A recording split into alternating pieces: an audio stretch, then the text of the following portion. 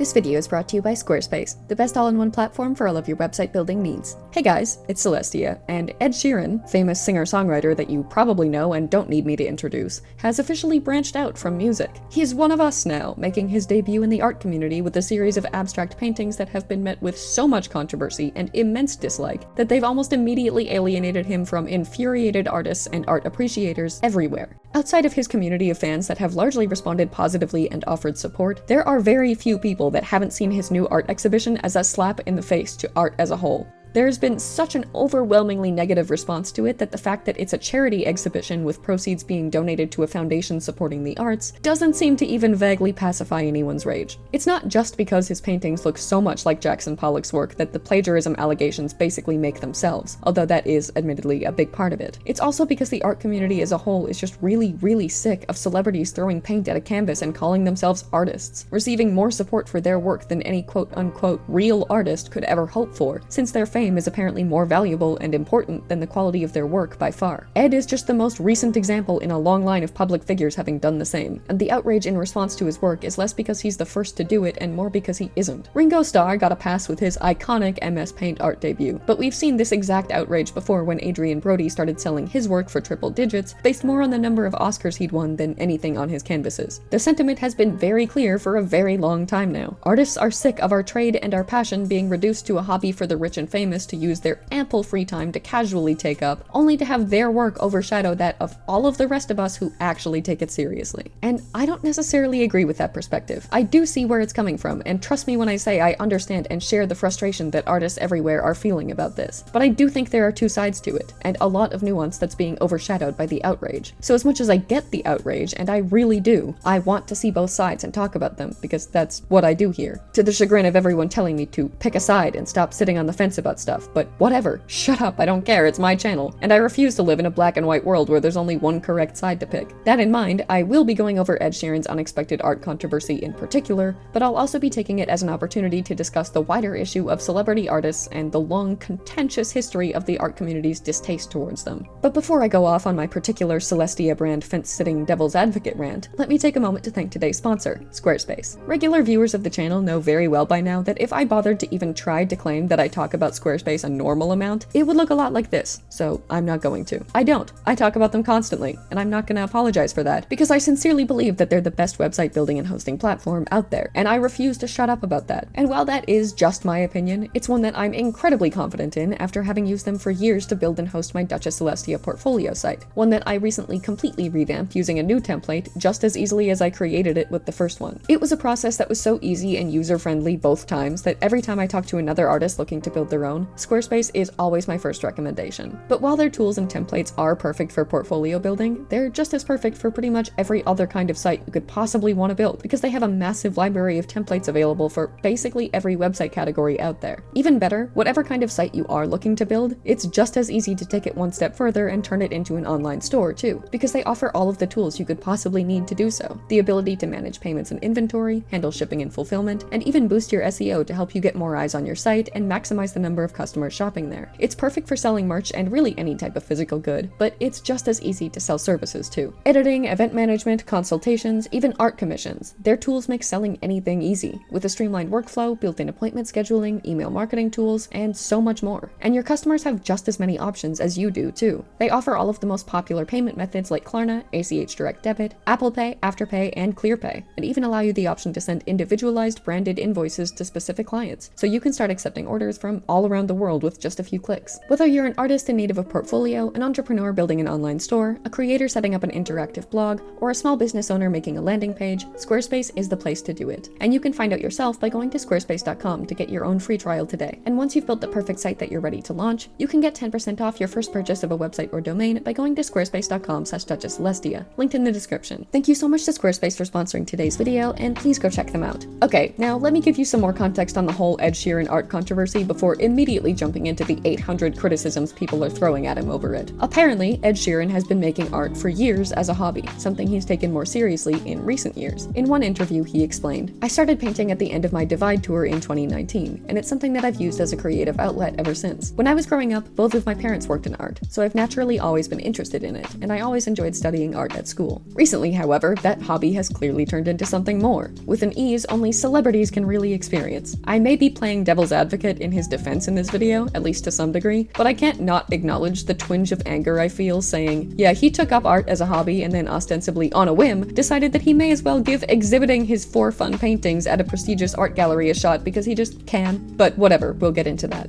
From July 10th to August 1st, an exhibition of his abstract drip paintings is being shown at the Henny Gallery called Cosmic Car Park, a name presumably paying homage to both the fact that he started out by painting in a disused car park and the celestial patterns said to have inspired the paintings themselves. They're being sold for a little over $1,200 each, and Ed is donating his share of the proceeds of each sale to the Ed Sheeran Foundation, which supports music education in state schools in the UK. Overall, at least on the surface, it seems like a genuinely thoughtful and well-intentioned gesture, intended to, as Ed put it in an Instagram interview, fund art with art. Well-intentioned and fundamentally positive as it may have been, though, positive is not a word I would use to describe the public response to it. And in fairness, it's not just the whole celebrity art problem that I'm here to talk about that's prompting people to take issue with this. There are 2 other contributing factors that are drawing some ire here. The first is that, quite frankly, he's rich. Regardless of how much money this exhibition makes for his charity, he could probably afford to donate 10 times that on his own without putting a dent in his bank account. So getting other people to essentially donate in his stead by buying prints of his art seems cheap. Personally, I think that's a pretty naive, ignorant, and uninformed criticism. Yes, Ed probably could afford to donate 10 times the proceeds of this exhibition out of his own pocket, and it's his foundation, so he probably already has, and will probably continue to, in addition to any fundraising like this that he does for it. And yes, he could have donated more of his own money instead of selling his paintings, but doing a charity exhibition is about more than just the actual money raised. It raises awareness. We're talking about this foundation right now, and we wouldn't be if he had just quietly donated to it himself, or even loudly donated to it himself.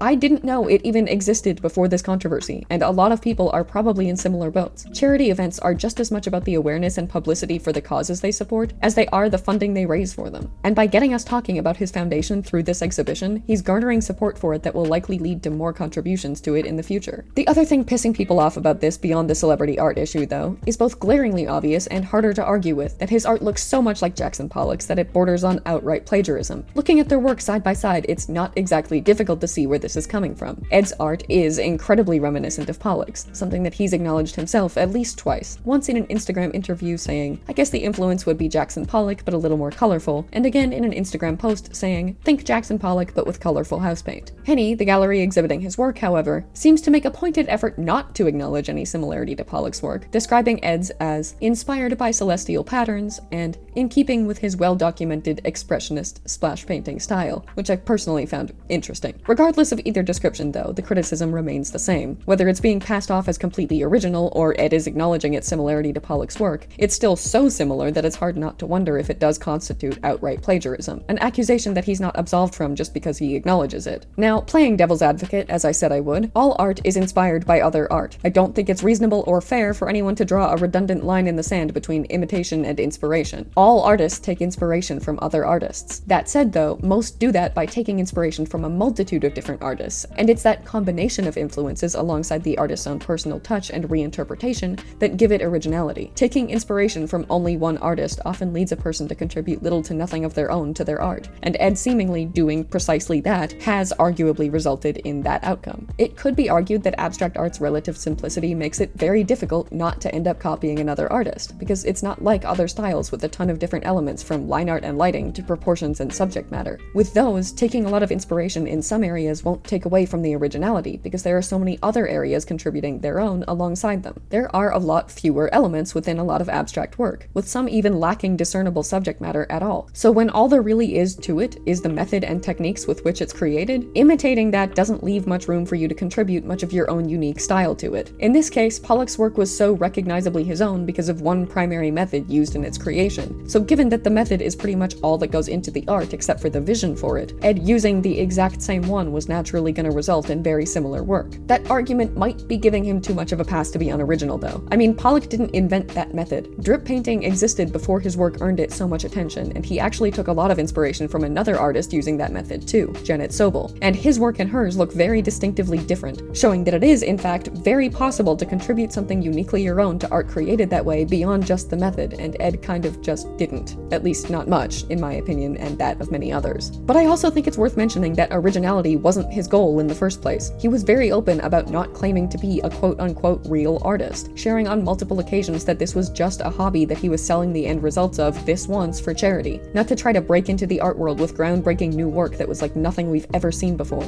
As he said on Instagram, "I am by no means an artist, but I do love making art. It makes me feel great, and I love the end result." A hobby is not required to be original and can't be blamed for being derivative if its sole purpose is his own enjoyment. And if he enjoys that style, I don't think it should matter that it's basically a Pollock copy if it's under no obligation not to be. I understand that exhibiting and selling them definitively changes that, though. If you're selling something, and for such a significant amount of money too, it's not just a hobby anymore, and making money off of something does place some degree of moral obligation on you to not have that thing be a complete ripoff of another thing. That said, again, this is a charity event and not a debut into the art world. I honestly don't think people are buying these prints because of how they look, but because of the novelty of Ed Sheeran having made them. Whether they were derivative of Pollock's work or not, I think they'd be selling for the exact same reason, and I think that's a factor worth considering. Which finally brings us to the main topic, the fact that his art is selling because he's a celebrity, and not because it's art. I'm not saying it's not art, but the fact that it is art is significantly less of a selling point than his fame is, and that's a problem. Jackson Pollock and Janet Sobel both used abstract expressionism as an outlet, immersing themselves in their process and pouring their very identities into their work. Pollock once said, "When I'm in my painting, I'm not aware of what I'm doing. It's only after a sort of get-acquainted period that I see what I've been about. I have no fear of making changes, destroying the image, etc., because the painting has a life of its own." Sobel was described as being put in a trance by the music that she listened to while working, where, as one source puts it, armed with a brush, she could discover more and more secret rooms in her subconscious, using art as an outlet to express the multitude of hardships and trauma that she experienced throughout her life. They both took their work very seriously and poured real, authentic parts of themselves into it. Ed, on the other hand, referred to his process as mostly just splashing colors on canvases, and because he's famous, he was able to enter the same circles as artists who actually take their work seriously, while he openly admits that he doesn't do the same. This isn't new. Like I said in the intro, for ages, actors, singers, influencers, and other public figures have used the privilege afforded to them by their fame to casually take art up as a hobby and sell it for millions in galleries that trained, professional, lifelong artists wholly dedicated to their craft could never stand a chance to get into in a million years. Their work is met with massive support, appreciation, and attention, and even if it does earn its fair share of criticism in the process, almost any artist would kill for the opportunity to even be criticized on that massive of a scale if it meant that many eyes on their work. If you're a big enough celebrity, you could doodle a stickman in a cowboy hat saying "Yee-haw" on a napkin and get it exhibited in a gallery, while artists devoting their lives to training, studying, making work that's uniquely their own and expresses something significant and meaningful to them, they'll never get a chance to have a fraction of that recognition or success. And yes, a lot of the anger towards that comes from bitterness and jealousy. It would be naive not to acknowledge that. But I don't necessarily think that that diminishes the point that the system responsible for deciding an artist's value and success is flawed and unfair, and people like Ed Sheeran being able to exhibit what is, to him, nothing more than a hobby is a prime example of how it favors celebrity over craftsmanship, skill, effort, and creativity. It tells us in no uncertain terms that the quality and content of our art is all but irrelevant, when fame is really all that decides whether or not it will ever have a chance of being appreciated. And it's hard to blame artists for resenting that and reacting with anger at yet another reminder of it. The whole celebrity art phenomenon inherently devalues art in a world that already does that more than enough, even if that isn't the intention, and it reinforces the belief that the only worth it really has is the name of its artist, and if that name doesn't command enough attention, it doesn't have any worth. But like I said, the world already does that more than enough. This is not a new phenomenon, and it's not limited to celebrities. The fine art world has always favored status over skill. Once an artist becomes sufficiently famous and well-respected within the community, their art receives disproportionately high praise, that it most definitely would not without their signature stamping it with the value of prestige. I'm not saying the work of famous artists throughout history hasn't been good, but I am saying that a lot of it isn't inherently exceptional, at least not enough so to warrant it being so passionately and widely regarded as the best of its time. But it was anyway, because the artists' reputations eventually came to be significantly more important and valuable than the art that earned those reputations for them in the first place. A 500-hour painting demonstrating absolute mastery over the medium, unmatched technical skill,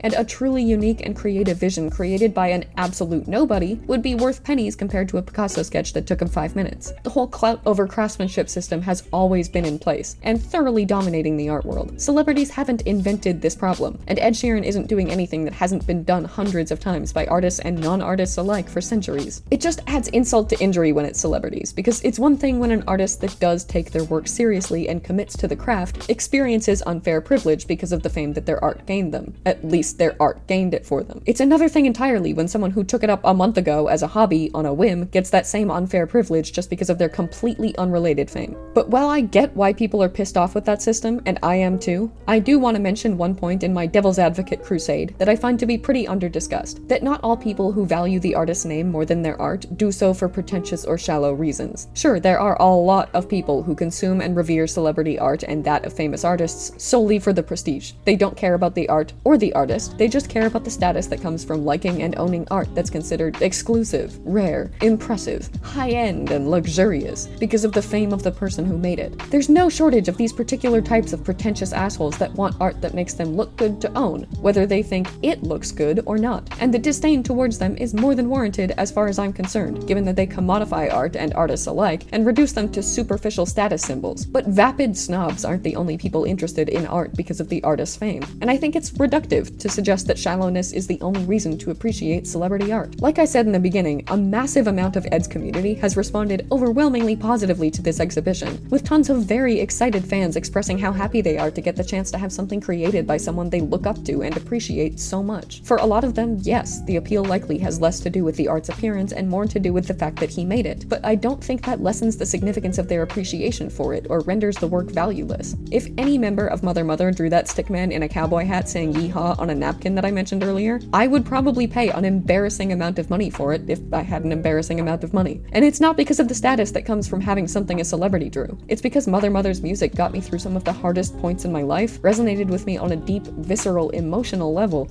and inspired me to be the artist and person that I am today. Having something any one of them made would be immensely valuable and important to me, regardless of its quality or content, because what would matter most to me is that it came from them. I don't think it's entirely dissimilar to the reason that parents put their kids' art on the fridge, even when it looks like an incomprehensible prehistoric cave drawing. If someone you care about, respect, or admire made it, that fact alone contributes something meaningful to it independent from any of its visual qualities. For some people, the value that a personal connection to a piece of art gives it is even more important than any aspect of what it looks like, and I don't think that's a bad thing. Art isn't just about technique, style, or skill. It isn't even just about what it looks like. It's about what it expresses, its context, how it's intended and how it's interpreted, and so much more. And personal connection absolutely is one of those other things that art is about. It may be one of the most important ones. Yes, it could be argued that the personal connection is supposed to be found with the art and not the artist, and I understand the argument that if it's found solely with the artist, then the art could be considered irrelevant and valueless on its own. There's a lot of nuance and gray area worth discussing when it comes to that, and I can once again see where both sides are coming from, especially when it comes to the implications on the wider issue of celebrity art. Saying personal connection alone is enough to give art value is to imply that the fame over quality system has merit,